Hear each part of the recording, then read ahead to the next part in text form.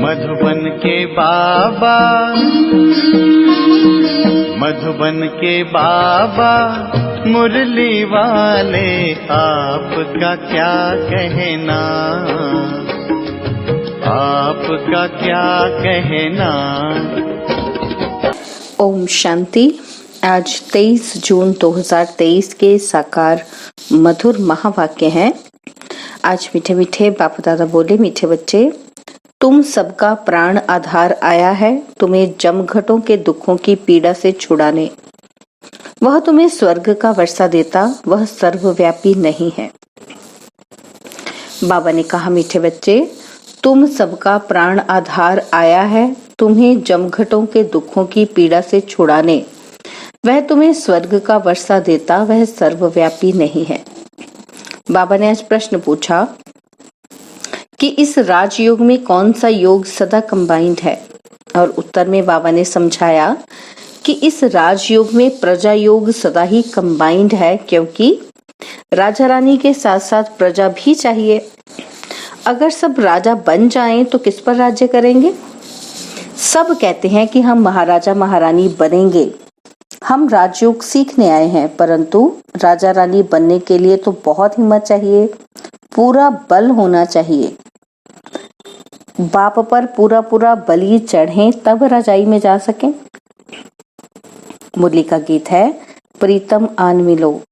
ओम शांति। प्रीतम को कौन बुलाते हैं? प्रीतमा को सज्जनी व भक्ति कहा जाता है। बुलाते हैं साजन को, भगवान को अथवा पाप को। इसमें सर्वव्यापी का ज्ञान तो ठहरता ही नहीं। प्रीतम को बुलाते हैं कि आन मिलो।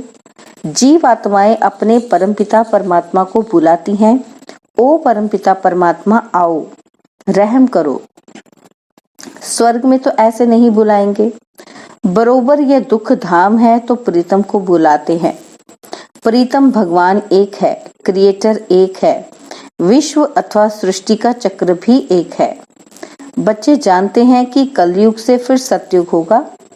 सतयुग में फिर से एक आदि सनातन देवी देवताओं का राज्य होगा। यह नॉलेज है ना। तुम बच्चे जानते हो प्रीतम कैसे आए हैं। शिव तो है निराकार, तुम सब निराकारी आत्माएं हो, यहाँ आए हो पाठ बजाने। अब निराकार बाप कैसे आया, राजयोग किसने सिखलाया? श्री कृष्ण तो सतयुग स्थापन करने वाला नहीं है, उनको रचयिता नहीं कहेंगे। सभी जीवात्माओं का एक प्रीतम, एक परमपिता परमात्मा क्रिएटर निराकार को कहेंगे। कहते हैं मेरा जन्म शिव जयंती मनाते हैं। मेरा जन्म कोई श्री कृष्ण सदृश नहीं होता। श्री कृष्ण माँ के गर्भ से कैसे जन्म लेते हैं, वह भी बच्चों को साक्षात कराया हुआ है। बाप कहते हैं मेरा नाम रुद्र भी है। गीता में भी है कि यह है रुद्र ज्ञान यज्ञ, अर्थात शिव का रचा हुआ यज्ञ। तो जरूर निराकार शिव को साकार में आना पड़े। बाप बैठ समझाते हैं कि इस गीत के 2 अक्षर से ही सर्वव्यापी का ज्ञान निकल जाता है। प्रीतम को श्री कृष्ण नहीं कहेंगे, कहते ही हैं कि ओ गॉड फादर, ओ प्राण आधार, क्योंकि यह सबका प्राण आधार है। सभी को जमघटों के दुख की पीड़ा से छुड़ाते हैं, तो जरूर उनको आना पड़े। बाप कहते हैं मैं कल्प कल्प कल्प के संगम युग आता हूँ, यही कल्याणकारी संगम युग है। सतयुग के बाद तो फिर 2 कला कम हो जाती है। यही संगम युग चढ़ती कला का युग है। इसमें बुद्धि से काम लेना चाहिए। नए के लिए तो बहुत सहज समझाते हैं। तुम्हारा बाप निराकार परमपिता परमात्मा शिव है, उनको याद करो बस। और गुरु गोसाई आदि के मंत्र सब हैं भक्ति मार्ग के। भक्ति आधा कल्प चलती है, फिर ज्ञान का वर्षा आधा कल्प चलता है। ज्ञान वहां नहीं रहेगा। ज्ञान दिया जाता है दुर्गति से सदगति में ले जाने के लिए। गुरु का काम है शिष्य अथवा फॉलोअर्स की गति सदगति करना, परंतु वह जानते नहीं कि गति सदगति क्या होती है। गाते भी हैं कि सर्व का सदगति दाता राम, पतित पावन सर्व सीताओं का राम। बच्चे जानते हैं कि सतयुग में एक ही धर्म रहता है, सूर्यवंशी राज्य चलता है। फिर राम राज्य त्रेता में 2 कला कम हो जाती है। वहां रावण आदि होते ही नहीं, कोई उपद्रव की बात नहीं। ये सारी दुनिया लंका है, रावण का राज्य है। इस समय सब मनुष्य बंदर से बदतर हैं, क्योंकि सभी में 5 विकार प्रवेश हैं। कितना मनुष्यों में क्रोध है, 1-2 को कैसे मारते हैं, मरने मारने की तैयारी करते हैं। तुम सब विकारी थे। अब बाबा आकर रावण पर जीत पहनाते हैं। शास्त्रों में क्या क्या बातें लिख दी हैं। ऐसे थोड़ी पूंछ को आग लगी और सारी लंका जल गई। वास्तव में लंका ये सारी दुनिया है। तुम ब्राह्मण कुलभूषण बच्चे भी पहले पतित थे, अभी तुम माया रावण पर जीत पाते हो। बाप ने आकर बुद्धि का ताला खोला है। बुद्धिवानों की बुद्धि बाप है ना। मनुष्य तो क्या क्या बातें सुनाकर माथा ही खराब कर देते हैं। बाप कहते हैं ये फिर भी होना ही है। सर्वव्यापी का ज्ञान पहले नहीं था। कहते थे परमात्मा बेअंत है, बेअंत कह फिर उनको सर्वव्यापी कहना कितनी बड़ी भूल है। शिवोहम तत्वम कह देते हैं, कभी शिवोहम कभी फिर ब्रह्मोहम भी कह देते हैं। फिर ये रॉन्ग हो जाता है। ब्रह्म तो रहने का स्थान है। शिव बाबा ब्रह्म तत्व में रहते हैं, इसलिए उनका नाम ब्रह्मांड है। हम आत्माएं भी वहां की रहने वाली हैं। वो लोग फिर शिव को नाम रूप से न्यारा कह देते हैं। ये सब समझाने की बातें हैं ना। सो भी जब 1 हफ्ता रेगुलर समझे तब ज्ञान से चोली रंग जाए। समझाना है तुम्हारा बेहद का बाप भी है, जिससे भारत को जीवन मुक्ति का वर्षा मिलता है। बाकी तुमको मुक्ति का वर्षा मिलता है। बाप कहते हैं बच्चे, अभी नाटक पूरा हुआ, तुम्हारे 84 जन्म पूरे हुए हैं। इतना समय पाठ बजाया है, अब फिर वापस जाना है। बाप आकर हमारे लिए राजधानी स्थापन करते हैं, तो जरूर संगम पर स्थापन हो, तब तो सत्युग में तुम वर्षा लो। तुमको कितना अच्छा कर्म सिखलाते हैं। लक्ष्मी नारायण ने क्या किया जो ऐसे ऊंच बने, अभी तुम जानते हो। बाबा राजयोग सिखलाते हैं, सत्युग में थोड़े ही सिखलाएंगे। वहां तो है ही लक्ष्मी नारायण का राज्य। यह है कल्याणकारी संगम युग। इसमें अच्छी रीति पुरुषार्थ करना है। बाप कहते हैं यह देह का भान छोड़ अपने को आत्मा निश्चय कर मुझ बाप को याद करो। तुम धक्के खाकर थक गए हो। ब्रह्मा मुखवंशावली ब्राह्मण ब्राह्मणियां ही त्रिकालदर्शी बनते हैं, बनाने वाला है बाप। सुदर्शन चक्र भी तुम फिराते हो। विष्णु कोई त्रिकालदर्शी नहीं है, उन्होंने फिर विष्णु को अलंकार दे दिए हैं। वास्तव में त्रिकालदर्शी तुम ब्राह्मण बनते हो। वर्णों का भी समझाया है। चोटी है ब्राह्मण वर्ण। भारतवासी चित्र बनाते हैं, चोटी देते नहीं। ब्राह्मण वर्ण गुम कर दिया है।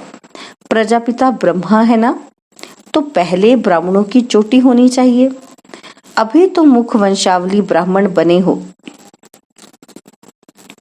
गीत में भी सुना ना कि प्रीतम आन मिलो। सर्वव्यापी की तो बात ही नहीं। अभी तुम प्रीतमाएं प्रीतम के सम्मुख बैठी हुई हो। प्रीतम अपना स्वर्ग का वर्षा दे रहे हैं। कितना अच्छा प्रीतम है। कहते हैं श्री कृष्ण ने भगाया पटरानी बनाने, परंतु समझते नहीं कि पटरानी क्या चीज होती है। अभी तुम जानते हो और स्वर्ग का महाराजा महारानी बनने के लिए पुरुषार्थ करते हो। यह राजयोग है, इसमें प्रजा योग कंबाइंड है। सिर्फ राजा रानी थोड़े बनेंगे। सब कहते हैं महाराजा महारानी बनेंगे। हम आए हैं राजयोग सीखने, परंतु सब थोड़े महाराजा महारानी बनेंगे। हिम्मत चाहिए, पूरा बल होना चाहिए। भक्ति मार्ग में जब नौदा भक्ति करते हैं तब साक्षात्कार होता है। शिव पर बलि चढ़ते हैं। वास्तव में बलि चढ़ना भी यहाँ की बात है। यह भी समझाया है कि गीता, भागवत, रामायण, वेद आदि सतयुग त्रेता में होते ही नहीं। ऐसे नहीं कि परंपरा से ये कोई चले आते हैं। यह तो द्वापर से चले हैं, फिर द्वापर में ही बनेंगे। मुसलमानों ने आकर राज्य लिया, मोहम्मद गजनवी ने लूटा। यह सब बातें तुम जान गए हो। हमने ही पूज्य से पुजारी बन अपना मंदिर बनाया तो कितनी हमको मलकियत होगी। 5000 वर्ष की बात है, सो भी शुरुआत में। फिर भक्ति मार्ग में भी तुमको कितना धन रहता है। जिसने हीरे जवाहरों का मंदिर बनाया उनका अपना महल क्या होगा। नाम कितना ऊंच है, लक्ष्मी नारायण कितने श्रृंगारे हुए देखते हो। अभी तो बेचारों के पास पैसा ही नहीं है, आगे तो लक्ष्मी नारायण के लिए हीरों का सब कुछ बनाते थे। बाद में सब लूट फूट ले गए। वहां तो सोने की ईंटें होती हैं, तुम उनसे महल बनाते हो। अकल भी अच्छा रहता है, अभी तो बेअक्ल है, तब तो कंगाल हुए ना। शिव बाबा पर, देवताओं पर कितने कलंक लगाए हैं। इसलिए बाबा कहते हैं यदा यदा ही धर्मस्य, जब इसमें प्रवेश करूं तब तो ब्राह्मणों को रचूं। ब्रह्मा मुख से भारत में ही आकर ब्राह्मण रचते हैं। विलायत जाऊंगा क्या, जो पुजारी जो नंबर 1 पावन पूज्य था अब पुजारी बना है। उनके ही पतित शरीर में आता हूं। तो बाबा कहते, त्रिमूर्ति कहते हैं शिव को निकाल दिया है। त्रिमूर्ति ब्रह्मा का तो अर्थ ही नहीं निकलता। बाबा कहते हैं कल्प कल्प संगम पर इस तन में आकर तुम ब्राह्मणों को रचता हूं। तुम ब्राह्मण ब्राह्मणियों का ये सर्वोत्तम युग है। अभी तुम ईश्वरीय गोद में हो, ईश्वर बाबा से बेहद का वर्षा लेते हो। जानते हो उनको ही याद करते करते हम उनके पास पहुंच जाएंगे। कहते हैं ना, अंत काल जो स्त्री सुमरे, जैसा सुमिरन वैसा जन्म मिलता है। यह है अंत काल का समय। तुमको बाप बैठ समझाते हैं कि इस समय मुझ बाप को ही याद करना है। देही अभिमानी भव, अशरीरी भव। अपने को आत्मा निश्चय कर मुझ परमपिता परमात्मा को याद करो। एक जगह निष्ठा में नहीं बैठना है। बच्चे तो चलते फिरते उठते बैठते बाप को याद करते हैं ना। बेहद का बाप कहते हैं और सभी से बुद्धि निकाल मामेकम याद करो। इसी में मेहनत है। 84 जन्म लिए, अब ये अंतिम जन्म है। तुम बाप के बने हो तो उसने ही कितने मीठे नाम दिए हैं। बाबा ने संदेशी द्वारा नाम भेजे, वहां बहुत अच्छे अच्छे नाम होते हैं। फिर भी वही नाम पढ़ेंगे जो कल्प पहले पढ़े होंगे। सर्वव्यापी का अर्थ भी समझाना चाहिए ना। सब भक्त भगवान है तो फिर उनको मिलेगा क्या? कुछ भी नहीं। अभी तुम ईश्वरीय गोद में हो, ईश्वरीय गोद से तुम ब्राह्मण बनते हो। शूद्र वर्ण खत्म हुआ। यह वर्ण है ही तुम भारतवासियों के लिए। तुम जानते हो हम शूद्र वर्ण से ट्रांसफर हो ब्राह्मण धर्म में आए हैं। ब्राह्मण ब्राह्मणियां वही बनेंगे जो कल्प पहले बने थे। झाड़ वृद्धि को पाता जाता है। कितनी अच्छी अच्छी बातें बच्चों को सुनाते हैं, परंतु माया का तूफान लगने से अच्छे अच्छे बच्चे भी गिर पड़ते हैं। युद्ध तो है ना। तुम सर्वशक्तिमान के बच्चे हो तो माया भी कम नहीं है। आधा कल्प रावण का राज्य है। इस समय माया भी जोर से पछाड़ेगी। इसको तूफान कहा जाता है। हनुमान का मिसाल है ना। तुमको माया के कितने भी तूफान आए परंतु हिलना नहीं है, सदैव हर्षित रहना है। जितना रुस्तम बनेंगे उतना माया जोर से वार करेगी, देखेगी लायक है कि नहीं। कहते हैं बाबा हमने तो काला मुंह कर दिया। काला मुंह हुआ तो बस बुद्धि को ताला लग जाएगा, धारणा नहीं होगी, क्योंकि बाबा को कलंक लगाया ना। तो लौकिक बाप भी कहते हैं ना कि तुम कुल कलंकित हो। बाबा समझाते हैं तुम कभी भी कुल कलंकित नहीं बनना। बाप परम धाम से आए हैं तुमको पढ़ाने। भगवानुवाच कि मैं राजाओं का राजा बनाने आया हूँ। राजाई जरूर स्थापन होगी। इस समय तुम जितने ब्राह्मण बने हो उतने ही बने थे और बनते रहेंगे। बच्चों को याद रखना है कि उस पारलौकिक बाप का कोई बाप नहीं है। वह है ही सुप्रीम नॉलेजफुल।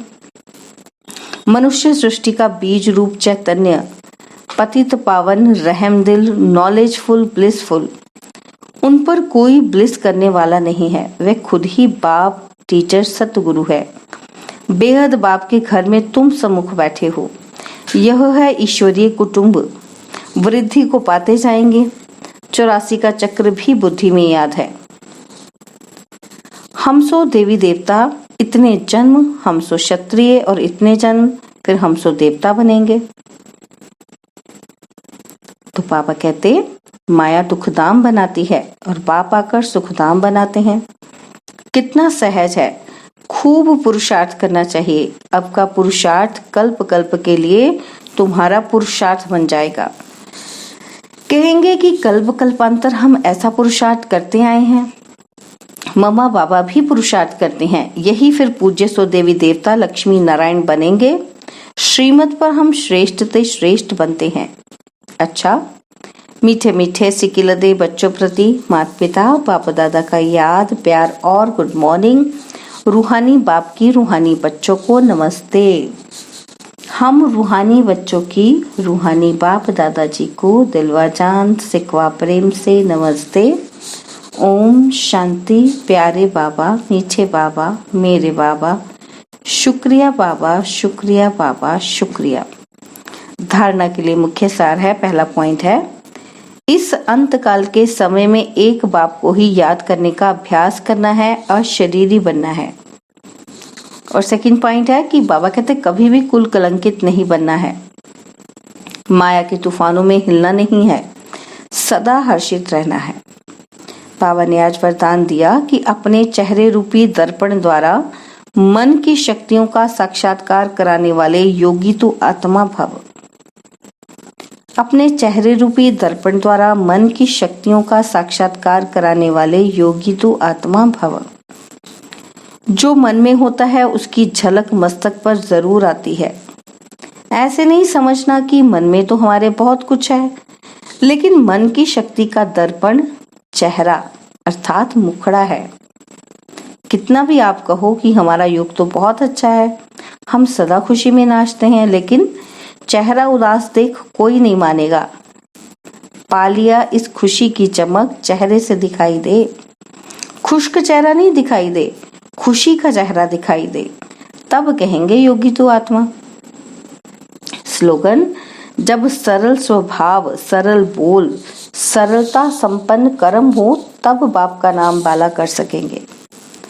जब सरल स्वभाव, सरल बोल, सरलता संपन्न कर्म हो तब बाप का नाम बाला कर सकेंगे। ओम शांति। और अब यह एक बहुत अच्छी वीडियो भी जरूर देखें।